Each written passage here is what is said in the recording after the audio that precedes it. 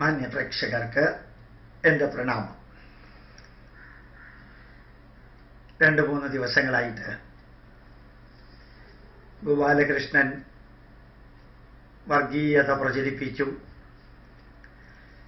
സമൂഹത്തിൽ അസ്ഥിരത സൃഷ്ടിച്ചു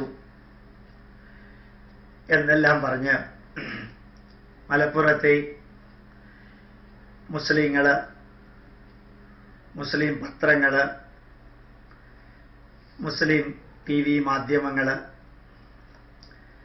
ഗംഭീരമായിട്ട് വാർത്തകൾ പ്രചരിപ്പിക്കുന്നു. ഏതായാലും ഒരു വലിയ സത്യം വളരെ പ്രശസ്തനായിട്ടുള്ള ഉദ്യോഗസ്ഥരെ അറിയിച്ചതുപോലെ 5-6 വർഷമായിട്ട് യൂട്യൂബിലൂടെയും പ്രഭാഷണങ്ങളിലൂടെയും ഈ നാടിൻ്റെ പൈതൃകവും ധന്യമായ മഹത്വവും അറിയിച്ചുകൊണ്ടേയിരുന്നു. കേരളത്തിലും ഭാരതത്തിന് പുറത്ത് 40ഓളം രാജ്യങ്ങളിലും മൻമോഹൻ സിംഗിൻ്റെയും അതിനു മുമ്പും പിമ്പും ഉള്ള കാലയളവിൽ ഗവൺമെൻറ് ഓഫ് ഇന്ത്യയിലെ ഉദ്യോഗസ്ഥർക്കും എംബസി ഉദ്യോഗസ്ഥർക്കും എല്ലാം ക്ലാസ് എടുക്കാനായിട്ട് എൻ്റെ യാത്രക്കിടയ്ക്ക് ഉപയോഗിച്ചപ്പോഴുമെല്ലാം ഈ രാഷ്ട്രത്തിന് വേണ്ടി പ്രവർത്തിക്കുന്ന ഒരു വ്യക്തി തന്നെയായിരുന്നു ഗോപാലകൃഷ്ണൻ. ഇപ്പോഴും അത് തന്നെയാണ്. 25 വർഷം നീ ഗവൺമെൻറ് ചെലവിൽ പഠിച്ചു, 25 വർഷം പ്രധാനമന്ത്രിയുടെ CSIR ഡിപ്പാർട്ട്മെന്റിലെ സീനിയർ സയന്റിസ്റ്റായിട്ട് പ്രവർത്തിച്ചു.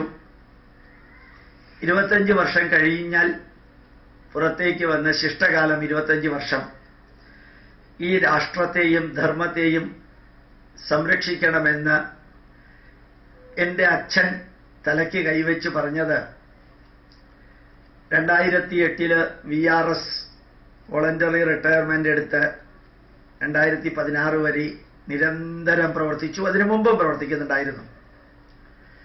അപ്പോഴൊന്നും ഇല്ലാത്ത ഗോപാലകൃഷ്ണനെതിരെ ഉള്ള അലിഗേഷൻ ഇപ്പോ മലപ്പുറത്തെ 3 പോലീസ് സ്റ്റേഷനുകളിൽ കംപ്ലൈന്റ് ആയിട്ട് പോയി.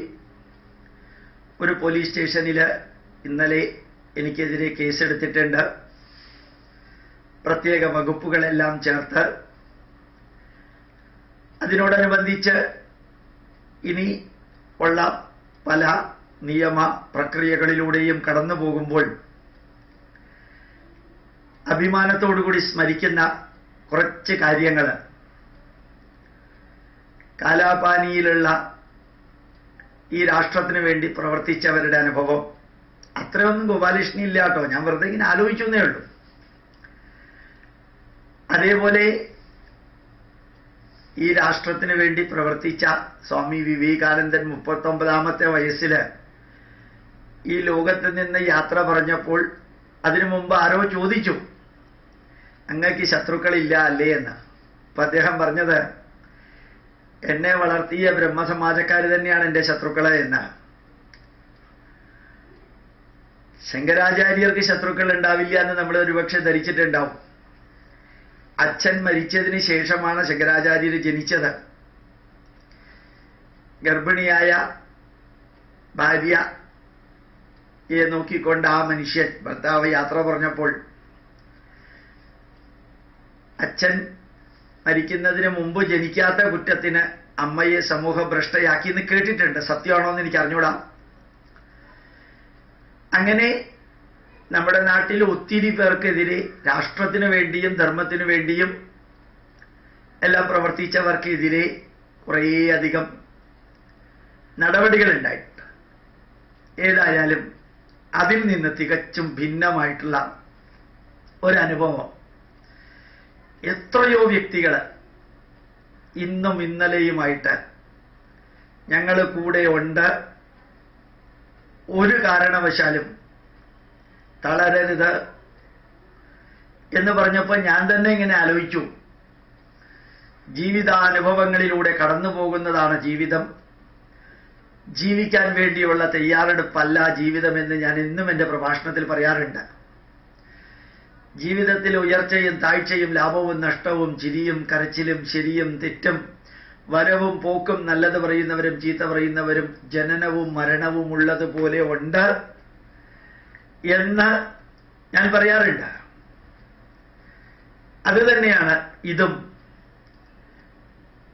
ഈ ജീവിതത്തിലെ ശിഷ്ടകാലം അവസാനത്തെ ശ്വാസം വരെ എന്താണോ ഇത്രയും കാലം ചെയ്തുകൊണ്ടിരുന്നത്, ഈ നാടിനും ഈ ധർമ്മത്തിനും വേണ്ടി പ്രവർത്തിക്കാൻ എനിക്ക് ലഭിക്കുന്ന ആവേശകരമായിട്ടുള്ള വാക്കുകൾ. അതിനിടയ്ക്ക് 2-3-4 ഭീഷണികളുമുണ്ട്. അത് മതി ജീവിതത്തിൽ ഏറ്റവും അധികം വലിയ പത്മശ്രീയും അല്ലെങ്കിൽ ഭാരതരത്നയും എന്നെല്ലാം തോന്നാറുണ്ട്. ഇന്നലെ ചിദാനന്ദപുരി സ്വാമി വിളിച്ചു. വളരെ ഗംഭീരമായിട്ടുള്ള ഒരു അനുഗ്രഹം. അദ്ദേഹം തന്നെയാണ് ശ്രീപ്രകാശ് എന്ന അഡ്വക്കേറ്റിനെ ചുമതലയേൽപ്പിക്കാൻ പറഞ്ഞത്. അദ്ദേഹം നല്ല രീതിയിൽ കാര്യങ്ങൾ ചെയ്യുന്നു. അതുകൊണ്ട് ധന്യമായിട്ടുള്ള നിയമത്തിന്റെ വഴിക്ക് പോകുമ്പോൾ നമുക്കും നിയമത്തിന്റെ വഴിക്ക് പോകാനുള്ള എല്ലാ കാര്യങ്ങളും ചെയ്യാൻ ഒത്തിരി പേര് അനുഗ്രഹാശീസുകളും സഹകരണങ്ങളും എല്ലാം നൽകുമ്പോഴും ചെറിയ ഒരു 2 ദുഃഖം മാത്രം. അത് ദുഃഖമല്ല കേട്ടോ. അത് ദുഃഖമെന്ന് പറയുകയാണെങ്കിൽ തളർന്നു എന്ന് തോന്നും. അല്ല, ഏതെങ്കിലും വിധത്തിലൊക്കെ ജയിലിൽ പോകേണ്ടി വരികയാണെങ്കിൽ ഭാരത സ്വാതന്ത്ര്യ കാലത്തും അതിനുശേഷമൊക്കെ ഒത്തിരി പേര് രാഷ്ട്രത്തിന് വേണ്ടി പ്രവർത്തിച്ചവർ പോയിട്ടുണ്ടല്ലോ. അതില് എൻ്റെ ധർമ്മപത്നി 35 വർഷം എൻ്റെ കൂടെ തന്നെ എൻ്റെ എല്ലാ പ്രവർത്തനങ്ങൾക്കും ശക്തി പകർന്നുകൊണ്ടുണ്ടായിരുന്ന എൻ്റെ ഭാര്യ ശാരീരികമായിട്ട് തീരെ സുഖമില്ലാതെ ആൾമോസ്റ്റ് കിടപ്പാണ്. അവരെ നോക്കാൻ ഞാൻ ചിലപ്പോൾ ഉണ്ടാവില്ലല്ലോ എന്ന ഒരു തോന്നൽ. ദുഃഖമൊന്നുമല്ല, അവൾ മെന്റലി പ്രിപ്പയർഡാണ്.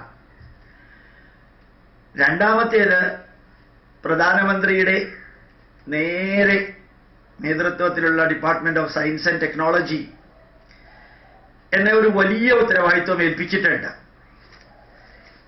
അത് department of science and technology ഏൽപ്പിച്ചിരിക്കുന്നതാണ്. Consultation meeting for science and heritage initiative, ഡൽഹിയിൽ ഒരു വലിയ പ്രോജക്റ്റ്.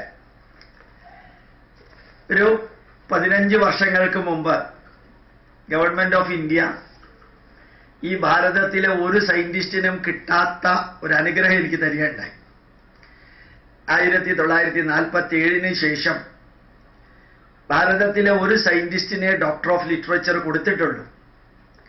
അത് UGC നേരിട്ട് തരികയാണ് ചെയ്തത്, ദേശീയ സംസ്കൃത വിദ്യാപീഠത്തിലൂടെ. അതിനേക്കാൾ എത്രയോ ഉജ്ജ്വലമായിട്ടുള്ള ഒരു പ്രോജക്റ്റ്. അത് യഥാർത്ഥത്തിൽ national council of museum, science museum, Indian national commission for cooperation, UNESCO, Khadi village industry, archaeological survey of India, institute of archaeology New Delhi, ministry rural development, tribal affairs ministry, ministry of textiles, planning and architecture school, design, national institute of design Ahmedabad, ഡൽഹിയിലെ പ്രത്യേകിച്ചുള്ള wing archaeological survey, രണ്ടാമത്തെ department, IIT Delhi, അതുപോലെ IIT ഡൽഹിയിലെ chemistry, physics, textile ഡിപ്പാർട്ട്മെന്റുകൾ, national institute of fashion technology, 15 ഡിപ്പാർട്ട്മെന്റുകൾ. ഞാൻ just ഒന്ന് കാണിക്കാം, വെറുതെ പേപ്പറിൽ എഴുതി കാണിക്കുകയാണെന്ന് ഗോപാലകൃഷ്ണൻ ആർക്കും തോന്നരുത്. അത്രയും ഡിപ്പാർട്ട്മെന്റുകൾ. ഇതിൽ ഒരു പ്രതിനിധിയും പിന്നെ 15ാമത്തെ പേര് doctor N Gopalakrishnan, retired scientist, CSIR director, Indian institute of scientific heritage. ഇത്രയും ഡിപ്പാർട്ട്മെന്റിലെ പ്രതിനിധികളെ കോർഡിനേറ്റ് ചെയ്തിട്ട് ഭാരതത്തിലെ ശാസ്ത്ര പൈതൃകത്തിന്റെ മുഴുവനുമുള്ള ആധുനികവൽക്കരണവും ആപ്ലിക്കേഷൻ, മോഡേണൈസേഷൻ ആൻഡ് ആപ്ലിക്കേഷൻ, അതിൻ്റെ ചാർജ് ഗോപാലകൃഷ്ണൻ എന്ന വ്യക്തിയെ പ്രധാനമന്ത്രിയുടെ ഡിപ്പാർട്ട്മെന്റ് നേരിട്ട് ഏൽപ്പിക്കാൻ കാരണം, അതിൻ്റെ പ്രതിനിധി ഈ വിജയദശമി ദിവസം Thrissur Indian institute of scientific ഹെറിറ്റേജിന്റെ കേന്ദ്രത്തിൽ വന്ന് സംസാരിച്ചപ്പോൾ പറഞ്ഞത്, ഈ ഡിപ്പാർട്ട്മെന്റിലുള്ളവരെ ഇന്ത്യൻ ഹെറിറ്റേജ് അഗാധമായി പഠിച്ചവരെ ഗൂഗിൾ സെർച്ച് നടത്തി. ഗൂഗിൾ സെർച്ച് നടത്തിയപ്പോൾ ഒരു പേരെ എല്ലാത്തിലും വന്നുള്ളൂ, ഏറ്റവും ടോപ്പായിട്ട്. അത് നിങ്ങളുടെ പേരാണ്. അതുകൊണ്ടാണ് പ്രധാനമന്ത്രിയുടെ ഏറ്റവും ഉജ്ജ്വലമായിട്ടുള്ള ഒരു പ്രോജക്റ്റ് നമ്മുടെ ധന്യമായ പൈതൃകത്തെ ബുദ്ധിക്കും യുക്തിക്കും ശാസ്ത്രത്തിനും നിരക്കുന്ന വിധത്തിൽ അത്യന്താധുനികമായ ശാസ്ത്രത്തിന്റെ പ്രകാശത്തോടുകൂടി ലോകത്തിന്റെ മുമ്പിൽ അറിയിക്കാൻ പറ്റിയ ഒരു വ്യക്തി നിങ്ങളാണെന്ന് അറിഞ്ഞുകൊണ്ട് നിങ്ങളെ ആ ചാർജ് ഏൽപ്പിച്ചു. സമ്മതമാണോ എന്ന് പോലും ചോദിക്കാതെ ഏൽപ്പിക്കുകയാണ്. അതിന്റെ മീറ്റിംഗ് നവംബർ മാസം 3-ാം തീയതിയാണ്. ആ ഉത്തരവാദിത്വം ഏറ്റെടുക്കുമ്പോൾ എത്ര പേരെ സഹായികളായിട്ട് വേണോ സ്വയം തിരഞ്ഞെടുത്തോളാൻ പറഞ്ഞിട്ടുള്ള സ്വാതന്ത്ര്യവും കൂടി തന്ന് അങ്ങനെ ഒരു ഉത്തരവാദിത്വം പ്രധാനമന്ത്രിയുടെ ഡിപ്പാർട്ട്മെന്റിൽ നിന്ന് കിട്ടിയത് ഒരു പക്ഷേ പോലീസ് സ്റ്റേഷനിലേക്കോ കോടതിയിലേക്കോ ഒക്കെ കയറി ഇറങ്ങേണ്ടി വരുമ്പോൾ എനിക്കങ്ങോട്ട് ഫുള്ളി അതിന് ഡിവോട്ട് ചെയ്യാൻ പറ്റുമെന്നൊരു ഭയം. അതൊരു ദുഃഖമോ ഭയമോ അങ്ങനെ ഒന്നേ ഉള്ളൂ മനസ്സിൽ. അത് എനിക്ക് തോന്നുന്നു ബുദ്ധിമുട്ട് വരില്ല. ഏതായാലും ആ വിഷയം അവിടെ ഇരിക്കട്ടെ. ഒരു ധന്യമായ സന്ദേശം. എന്തു വന്നാലും തളരരുത്, തകരരുത്, വരളരുത്. നമ്മുടെ രാഷ്ട്രത്തിനും ധർമ്മത്തിനും വേണ്ടി പ്രവർത്തിക്കാൻ മുമ്പോട്ട് വരുമ്പോൾ ലോകം നമ്മുടെ കൂടെ ഉണ്ടാകും. ഭാരത ജനത, ഭാരതത്തിനകത്തും പുറത്തുള്ളവര് നമ്മുടെ കൂടെ ഉണ്ടാവും. ജനനവും മരണവുമെല്ലാം പ്രകൃതിയുടെ നിയമമാണ്. ഉയർച്ചയും താഴ്ചയുമെല്ലാം നിയമമാണ്. ഒരാൾ എന്നോട് ചോദിക്കുകയുണ്ടായി, എന്തുകൊണ്ടാ സാറിന്റെ മുഖം തളർന്നിരിക്കുന്നത് എന്ന്. മിനിഞ്ഞാന്നത്തെ എൻ്റെ പ്രഭാഷണം കേട്ടപ്പോ ഞാൻ അതിന് മറുപടി കൊടുത്തില്ല. അന്ന് അതിരാവിലെയാണ് ബാംഗ്ലൂരിലെ ലെക്ചർ പ്രോഗ്രാം കഴിഞ്ഞ് ഞാൻ വന്നത് എന്ന് പറഞ്ഞില്ല. മനസ്സിനകത്ത് ഒരു വികാരവും ഇല്ലെന്നല്ല, ഒരു സാധാരണ മനുഷ്യനുണ്ടാവുന്ന എല്ലാ വികാരങ്ങളും ഉണ്ടെങ്കിലും കൂടെയുള്ള പല സഹസ്രം വ്യക്തികളുടെ, നമ്മുടെ കേരള മുഖ്യമന്ത്രിയുടെ ബന്ധു ഉൾപ്പെടെ തരുന്ന അത്യുജ്വലമായ അനുഗ്രഹങ്ങളും അതുപോലെ സപ്പോർട്ടും പ്രോത്സാഹനവും ഈ രാഷ്ട്രത്തിന് വേണ്ടി അവസാനത്തെ ശ്വാസം വരെ ജീവിക്കാനും ഈ ധർമ്മത്തിന് വേണ്ടി പ്രവർത്തിക്കാനും വളരെ തെറ്റായ രീതിയിൽ, വികൃതമായ രീതിയിൽ CD-കളിൽ പറഞ്ഞിരിക്കുന്നതെല്ലാം കട്ട് ചെയ്ത് പാർട്ടായിട്ടെടുത്ത് വിചാരിക്കുക പോലും ചെയ്യാത്ത കാര്യങ്ങൾ അതിനകത്ത് പറഞ്ഞിട്ടുണ്ടെന്നും പറഞ്ഞ് CD ഉണ്ടാക്കിയിട്ട് അതില് ദേശദ്രോഹമോ വർഗീയ പ്രചരണമോ ഒക്കെ നടത്തുന്നു എന്ന അലിഗേഷൻ കൊണ്ടുവരുമ്പോൾ ഒന്ന് മാത്രം, ഈ രാഷ്ട്രം നമ്മുടെ കൂടെയുണ്ട്, ഈ ജനത നമ്മുടെ കൂടെയുണ്ട്. ഈ ധാർമ്മിക കർത്തവ്യത്തില് എല്ലാവരും ഗോപാലകൃഷ്ണൻ അകത്താണെങ്കിലും പുറത്താണെങ്കിലും ഉണ്ടാവണമെന്ന് അഭ്യർത്ഥിക്കുന്നു. പ്രണാമം, നമസ്കാരം. ഇന്ന് വേറെ വിഷയങ്ങളൊന്നും അറിയുന്നില്ല.